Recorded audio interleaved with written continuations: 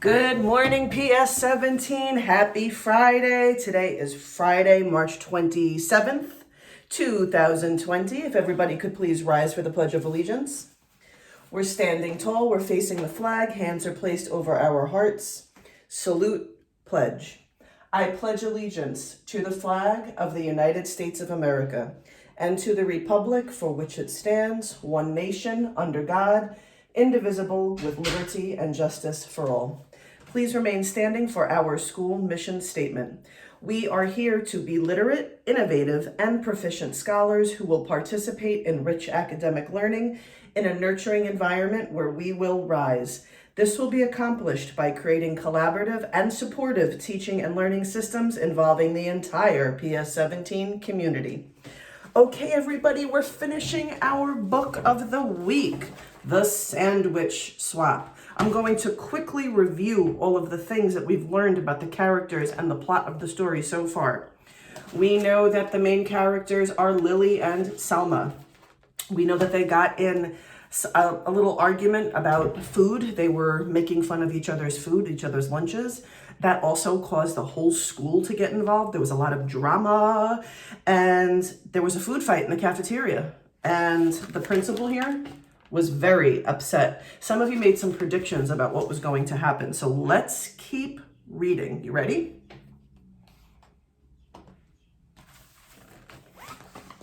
Oh, let's see what happens. The following day, Selma set her lunch down across from Lily's.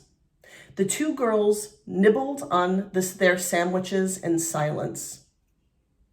Finally, Lily got up the courage to speak. I like how the author is showing how uncomfortable the girls feel. They can't even talk to each other right now. Let's hear what she says. Would you like to try a bite of my peanut butter and jelly? Selma grins. Sure, why not? Would you like to try my hummus and pita? Lily laughed. I'd like that. On the count of three? Okay, on the count of three. 1, 2, 3. Hey, this is delicious. And this is heavenly. The girls giggled and hugged and traded sandwiches. So I'm noticing that the girls didn't actually apologize to each other, right? They didn't say, I'm sorry too. They just tried each other's lunches and realized how much they liked it. I wonder why the author doesn't write like the dialogue. I'm sorry. They just showed it, and the author just showed it in actions instead. That's interesting. After lunch, Selma and Lily met with the principal again. Some of you had some predictions as to what was going to happen. This time, they were there to suggest a very special event for the whole school.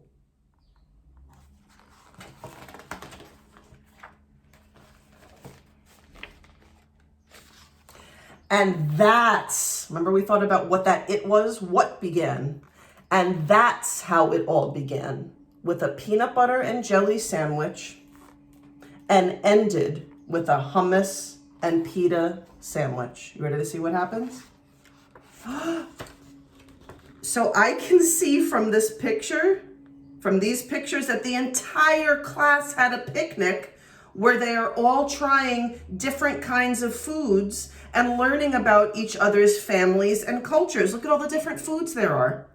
I'm thinking that the author maybe wrote this book to make us realize that friends can have lots of things in common, but that differences are not a bad thing. And actually, in the back of the book, the author has a special note for us, and I'd like to read that. So this is from the author to all of us. When I was in nursery school, about 3 or 4 years old, my mother used to send me off every morning with a hummus sandwich inside my lunchbox. One day I watched a friend open her lunchbox and bite into a peanut butter and jelly sandwich, and I thought, ugh, how revolting. I had never seen food so strange. She asked me if I would like to try it, and because I didn't want to hurt her feelings, I braced myself and tasted it. Well, I thought it was heavenly. I learned a lesson that day that's how this story came about. So she took something from her own life, and it was that was meaningful to her, and she wrote about it and she turned it into a story. It's easy to jump to conclusions when we come across something new or foreign or strange. But if we take the time to get to know each other, stand in each other's shoes, and listen to a different point of view, we learn something wonderful about someone else and about ourselves. And this is very important. Listen to her lesson for everybody.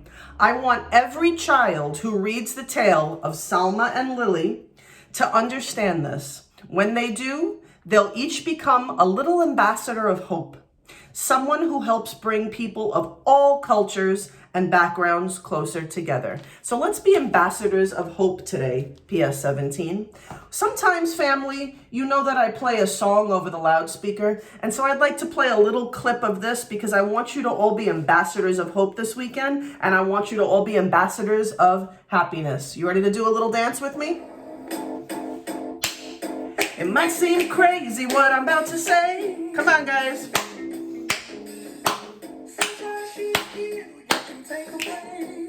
I want to see everybody get up and dance. We're just going to listen to a little bit of this song.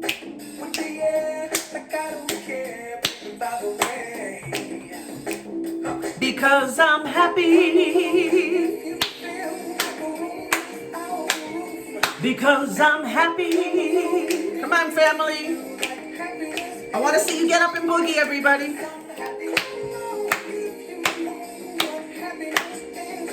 Okay, PS17, let's be happy today. It's a fantastic Friday. Let's be happy this weekend. Remember, as always, we love you. Mwah.